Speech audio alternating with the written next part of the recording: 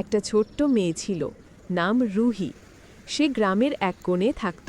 সবুজ মাঠ, পাখির ডাক আর মিষ্টি রোদে ভরা একটা ছোট্ট দুনিয়া। রুহি খুব ভালো আঁকতে পারত, কিন্তু তার হাতে কখনো রং থাকত না।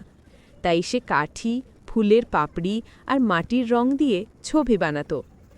একদিন আকাশে একটা ছোট্ট পাখি এসে তার খাতায় বসল। রুহি অবাক হয়ে বলল, তুমি কে? পাখিটা হেসে বলল, আমি স্বপ্ন পাখি। আমি সেই সব বাচ্চাদের কাছে যাই যারা মন দিয়ে কিছু তৈরি করে। পাখিটা তার ডানার ঝাপটায় রুহির খাতাটার রঙে ভরে দিল। লাল, নীল, হলুদ সব রং মিশে যেন একটা রংধনু তৈরি হলো। রুহি খুশিতে চিৎকার করে উঠল, এখন আমি আমার স্বপ্নের মতো রঙিন আঁকতে পারবো।